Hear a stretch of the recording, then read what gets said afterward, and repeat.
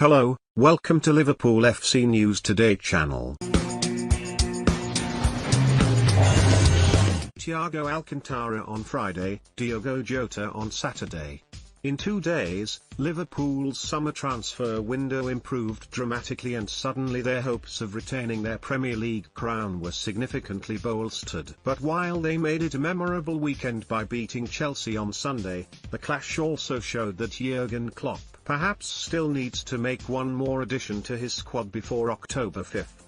When Liverpool's team news was announced an hour before kick-off at Stamford Bridge, Joel Matip, who has missed 60 matches since the start of the 2016-17 season through injury per Transfermarkt, was absent, and so was Joe Gomez, who struggled against Leeds United on the opening weekend, both due to knocks. And that meant Fabinho, more naturally a holding midfielder and a world-class one at that, was forced to drop into central defence alongside Virgil van Dijk. On the bench, there was no real centre-half option despite the versatility of James Milner, meaning Gini Wijnaldum or Jordan Henderson, who both started in midfield, were the next options to step into the back line were Fabinho or Van Dijk to suffer injury. None of Sepp van den Berg, Nat Phillips or Billy Kouyameteo were given a spot on the bench, though Klopp admitted Kouyameteo was also unfit, suggesting he would have at least made the bench if not for a knock. The German said pre-match to Sky Sports, "Joe is not a real concern, it's probably only today. Same with Billy. With Joel we have to see, it could take a few days longer, it's a muscle. It's how it is. He looked perfect in the pre-season and now he's got a little problem and we have to react."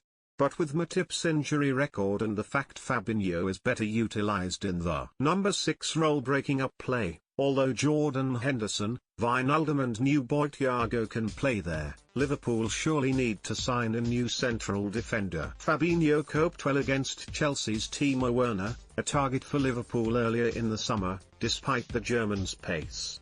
Though the home side threatened on the counter-attack in the first half, they rarely got the better of the Brazilian. Liverpool were comfortable winners, partly thanks to Andreas Christensen's red card, and kept a clean sheet at Stamford Bridge to boot. And Fabinho made several well-timed tackles and interceptions to largely nullify Werner.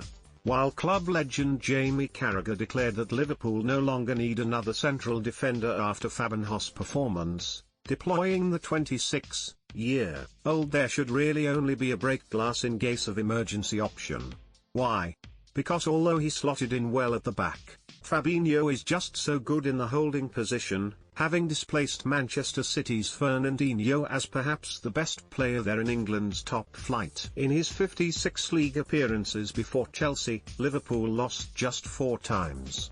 In one, he was only a second-half substitute, while 2 others came after they had already wrapped up the title last year and the team's displays generally dropped to level. And while he is a dependable reserve at the back, Liverpool need one more centre-back, a long-term project type, who means Fabinho can instead be played at the base of midfield.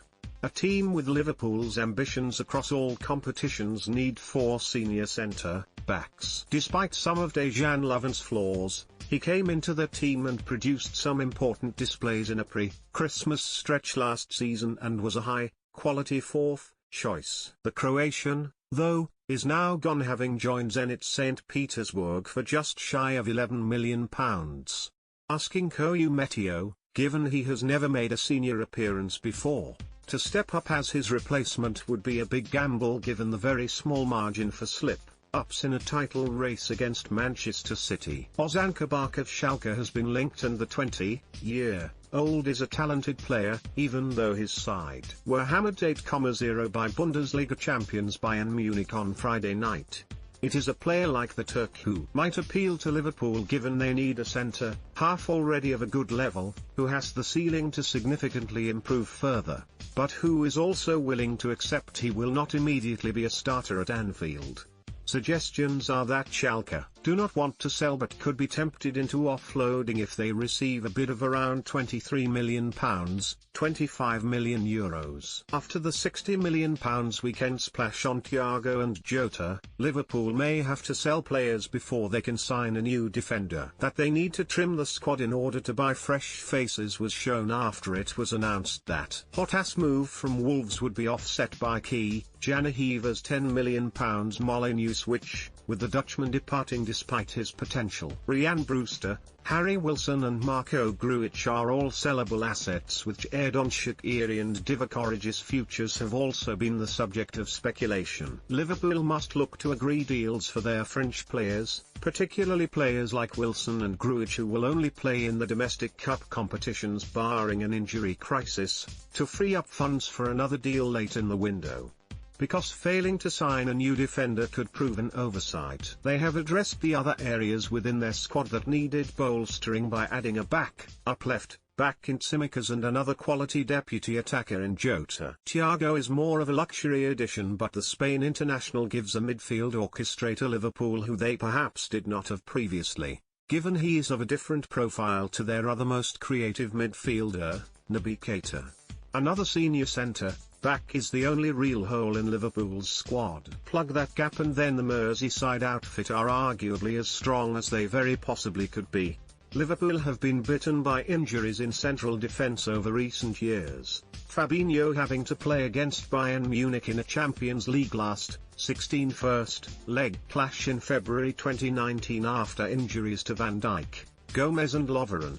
In January of this year, Matip, Lovren and Fabinho were absent in January, with Phillips recalled from a season-long loan at Stuttgart to play against Everton in an FA Cup win and then return to Germany. It ultimately did not harm them on either occasion, as Liverpool won the Champions League in 2018-19 and the Premier League in 2019-20, but given the ever-increasing level of competition domestically and continentally, it's perhaps not a risk they should take again this term. And given how good Fabinho is as Liverpool's first choice number 6, the Merseyside outfit should ideally avoid having to use him as a centre-back.